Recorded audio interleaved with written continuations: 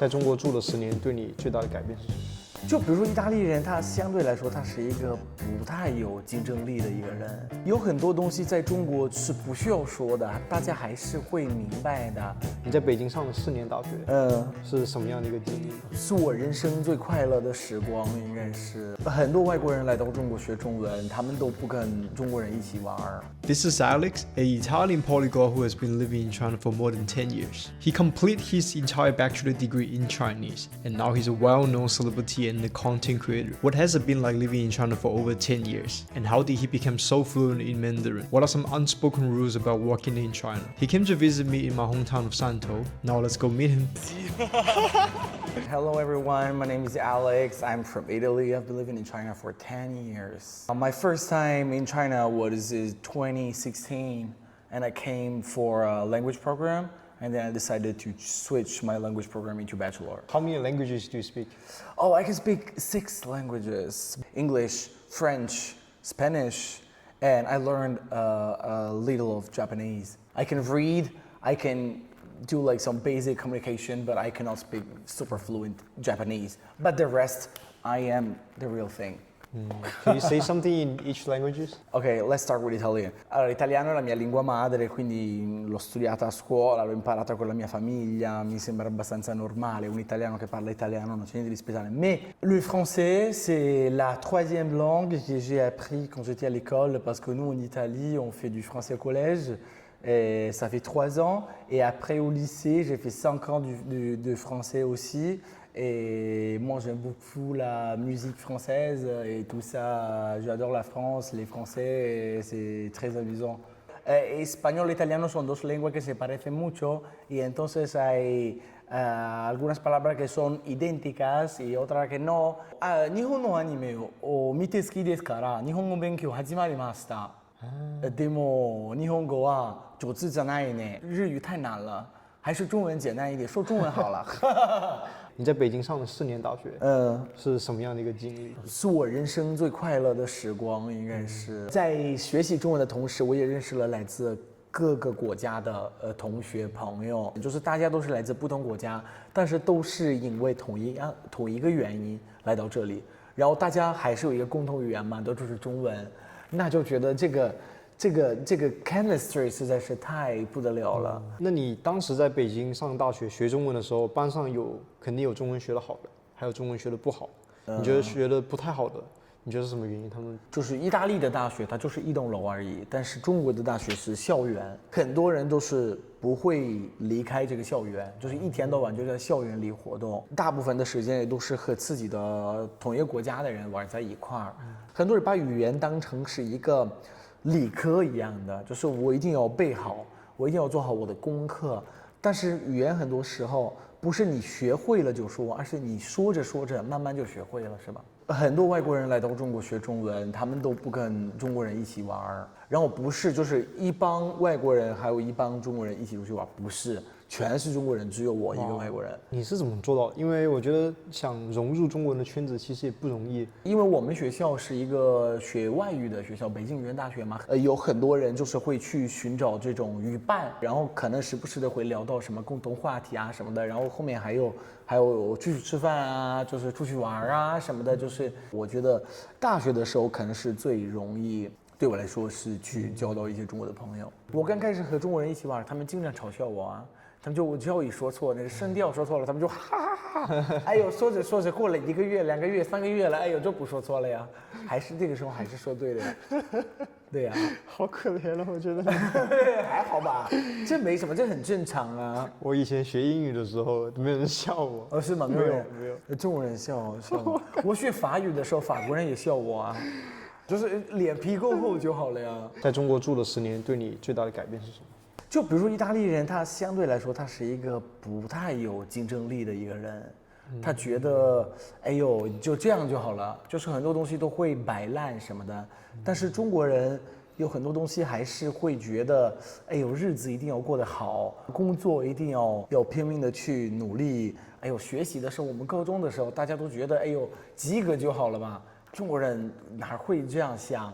然后其实有的时候我觉得过度这么思考也不太好，就是我觉得任何事情都还是要有一个分寸比较好。中国人很拼，哎，对，中国人很拼很卷。有的时候跟意大利的朋友聊，我觉得我对工作的看法其实会更偏向于中国人多一点，就是还是觉得你不干，有的是人干，就是这些东西，这些想法什么的还是会很多。所以就是我经常会想到说未来有朝一日我决定我要离开中国，我觉得我最大的收获这么多年来。不单单是这门语言学会了，更多的是这个文化。你可以模仿一下中国司机平时怎么跟你搭话。中国司机没有？你意大利的呀？意大利什么地方啊？你们意大利服装好啊？那你说是你们意大利好还是我们中国好啊？你们意大利披萨是马可波罗从中国带过来的哈，我们烧饼，我们中国烧饼被你们做成了披萨，你看看。意大利的面好吃还是中国的面好吃啊？你们家几个兄弟一个月赚多少钱啊？以后找一个上海的老婆哈，上海的老婆我跟你讲有房子啊。你在中国住的10年，你中西方文化差异最大是哪些方面？就是有很多东西在中国是不需要说的，大家还是会明白的。就比如说，我觉得一个很经典的一个东西是说什么，在中国你跟去人家喝酒一直有碰杯嘛，如果你自己喝，就反而有一点不礼貌。然后这个事情人家也不会跟你说不礼貌，但是比如说他看到你自己喝，他们会说干嘛自己喝啊？那马上碰杯就这样喝了。这个我觉得是一个蛮大的差异。因为在意大利，基本上我们开始喝酒的时候，大家是一起碰杯，然后就没了，不会一直碰。我觉得在中国好像是没有非常明确的上下班时间，就是无时无刻，无论是周末还是工作日，大家都会联系到你什么的。我曾经一度还得过一段时间的手机焦虑，我不喜欢看手机，我手机一响，我马上就是心里头好像是。卡当医生，然后我那个时候也在乌镇戏剧节，我在演戏，然后我的全部的演员搭档都是中国人，然后他们跟我说阿磊你太中国人了，你居然还会得那个手机焦虑什么的。其实跟你聊天有点像是就跟中国人聊天一样，是吗？没有区别啊，真的。Speaking of learning Mandarin, I've started a long-term partnership with Chinese Zero to Hero. It is an online self-study course that you can learn Chinese wherever you are in the world. This course is designed by 2 native Chinese who are currently living abroad. So instead of boring textbook or studying content that's like been outdated, the curriculum in Chinese Zero to Hero use a lot of examples from the movies and popular drama shows from China. If you want to learn Mandarin, if you want to do it in the easier way, check out Chinese Zero to Hero. You can use my code Aiden10 for 10% discount off and check out the link in the video description. 哎，你觉得居住的城市对你学好中文的帮助大吗？那当然很大，当然很大。北京的老外最看不起的就是上海老外啊，你不知道吗？曾经是北京老外，现在我也是上海老外了。但是确实，我觉得上海的环境已经非常的国际化了，甚至上海有很多餐厅服务员都是东南亚人或者什么的，就是他们不会说中文，因为他们是专门在那边就是服务给外国人。大家都说英文，就是在上海，如果你是外国人，你不说中文，你完全可以过日子，非常正常。在北京，我不知道现在但是那个时候我在北京的那个时候，大概2016年到2020年的时候，没有人跟你说英文，就是很多人在我的社交媒体会跟我说，我好像完美诠释了。就是中国的发展，就是因为我是北京读书，然后上海工作，就是北京就是文化首都嘛，也是就是政治首都，就在那边读书，然后上海又是经济首都，就是好像就是中国我算是玩明白了。以后来上头养老。哎，对，上头养老可以，上头养老蛮好的。你当时是怎么上非正式会谈的？大4的时候，我参加了一个学校安排的演讲比赛，有2个评委。就是非正式会谈的澳大利亚代表和阿根廷代表，然后那个时候我不认识他们，但是我去参加了这个比赛呢，我拿了冠军。参加完这个活动，他们就回去跟节目组说，哎，我们见到了一个意大利人，他中文说的比较好啊什么的。然后那个时候我没有经营微博、什么抖音什么的，什么都没有。